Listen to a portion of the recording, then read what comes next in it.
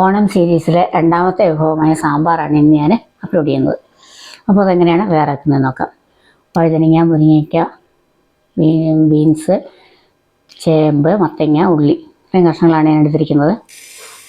അപ്പോൾ 1 കപ്പ് തുവരപ്പരിപ്പ് എടുത്തിട്ടുണ്ട്. അത് നന്നായിട്ട് കഴുകി കുക്കറിലേക്ക് ഇട്ട് കൊടുത്തിട്ടുണ്ട്. ഒരു 2.5 കപ്പ് വെള്ളം ഒഴിച്ച് നമുക്കിതൊന്ന് വേവാനായിട്ട് വയ്ക്കാം.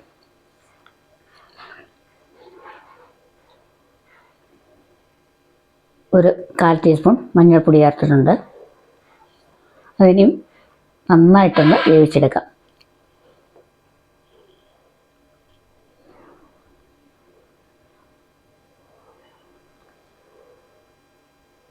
വഴുതനങ്ങ വെള്ളത്തിൽ കറയുള്ളതുകൊണ്ട് അതൊന്ന് കഴുകാനിട്ടിട്ടുണ്ടായിരുന്നു. ഇതെല്ലാം കഷ്ണങ്ങളെല്ലാം കഴുകിയെടുത്ത് നമുക്കിതൊന്ന് വേവിച്ചെടുക്കണം. ഒരു പാത്രത്തിലേക്ക് ഇട്ട് കൊടുക്കാം.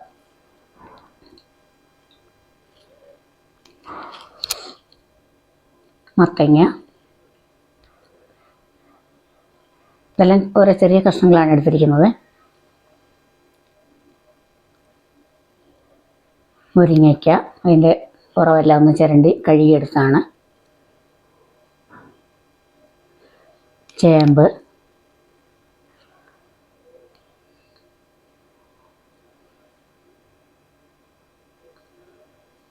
ബീൻസ്,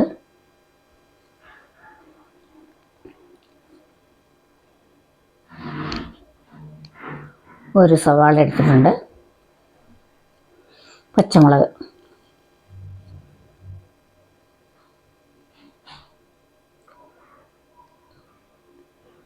കഷ്ണങ്ങളെല്ലാം നമുക്ക് വേവാനായിട്ട് വെച്ചിട്ടുണ്ട്.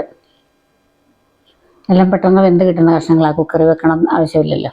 അപ്പോൾ അതിലേക്ക് ഒരു 1/2 ടീസ്പൂണോളം മഞ്ഞൾപ്പൊടി ചേർത്ത് കൊടുത്തിട്ടുണ്ട്.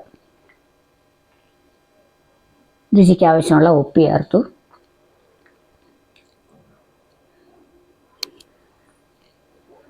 ഇതെല്ലാം കൂടെ നന്നായിട്ടൊന്ന് മിക്സ് ചെയ്യാം.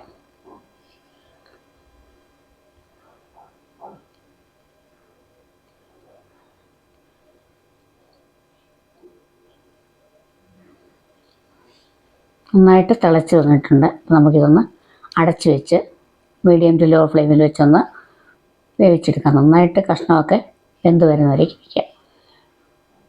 കഷ്ണമെല്ലാം വെന്ത് വന്നിട്ടുണ്ട്. അതിലേക്ക് നമ്മൾ വേവിച്ച് വെച്ചിരിക്കുന്ന പരിപ്പ്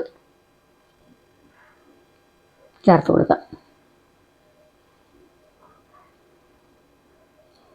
പരിപ്പും കഷ്ണമെല്ലാം കൂടെ നന്നായിട്ടൊന്ന് മിക്സ് ചെയ്യാം.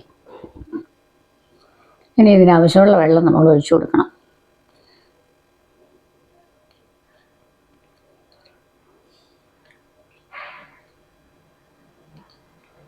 പുളി, ഒരു നെല്ലിക്ക വലിപ്പത്തിലുള്ള പുളി കൂടെ അതിൻ്റെ കൂടെ പിഴിഞ്ഞ് വെച്ചത് ചേർത്ത് കൊടുത്തിട്ടുണ്ട്.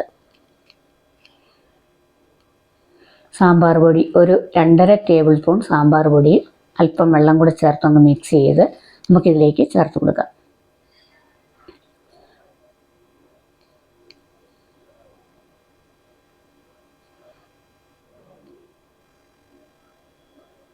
നന്നായിട്ടൊന്ന് മിക്സ് ചെയ്യാം.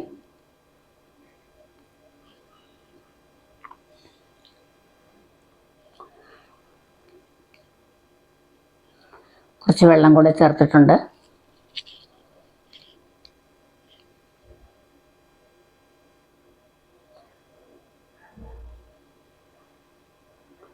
അതിലേക്ക് കായപ്പൊടി ഒരു 1/2 ടീസ്പൂണോളം. കായത്തിൻ്റെ മണമല്ലേ ഇതിന് മുന്നിട്ട് സാമ്പാർ നിൽക്കേണ്ടത്.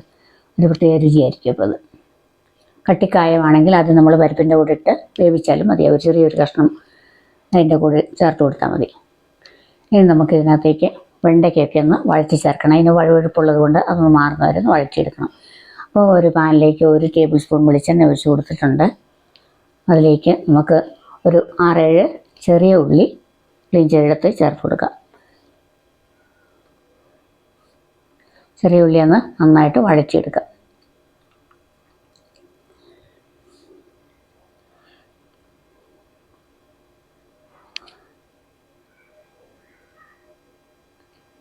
ഇനി അതിലേക്ക് നമുക്ക് കഴുകി നീളത്തിൽ മുറിച്ച് വെച്ചിരിക്കുന്ന വെണ്ടയ്ക്ക ചേർത്ത് കൊടുക്കാം. വെണ്ടയ്ക്കയ്ക്ക് വഴുവഴുപ്പില്ലേ, അന്നേരം ഇങ്ങനെ നമ്മളൊന്ന് ഫ്രൈ ചെയ്തിട്ട് കഴിഞ്ഞാൽ മാത്രമേ അതിനൊരു ടേസ്റ്റൊക്കെ ഉണ്ടാവുള്ളൂ. ഒരുപാടങ്ങ് ഡീപ് ഫ്രൈ ഒന്നും വേണ്ട, ഒന്ന് വഴന്ന് വന്നാൽ മതിയാവും.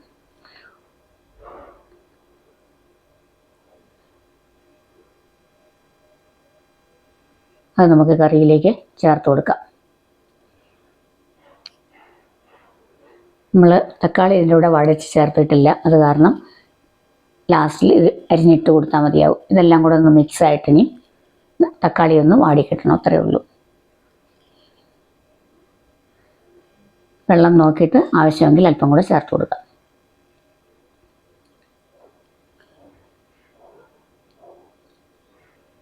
തക്കാളി ഒന്ന് വെന്ത് വരാൻ ആവശ്യം ഒരല്പം 1/2 ഗ്ലാസ് വെള്ളം കൂടെ ഞാൻ ചേർത്തിട്ടുണ്ട്.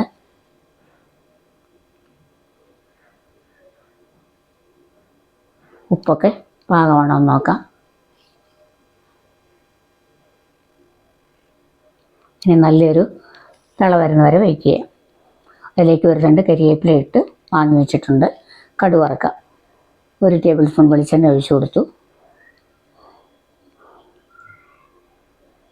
വെളിച്ചെണ്ണയിലേക്ക് ഒരു 3/4 ടീസ്പൂണോളം കടുക് ചേർത്തു. 2 മുളക്,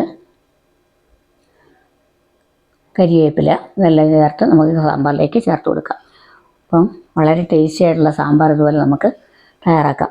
പ്രത്യേക ഒരു മണം ഉണ്ടാവും ഇതിന്. ഇത്രയേ ഉള്ളൂ, നമ്മുടെ സാമ്പാർ റെഡി ആയിട്ടുണ്ട്. വീഡിയോ ഇഷ്ടമായി ലൈക്ക് ചെയ്യാനും ഷെയർ ചെയ്യാനും മറക്കരുത്. മറ്റൊരു ഓണവിഭവമായി ഞാൻ എത്തുന്നതാണ്. എല്ലാവർക്കും ഓണാശംസകൾ.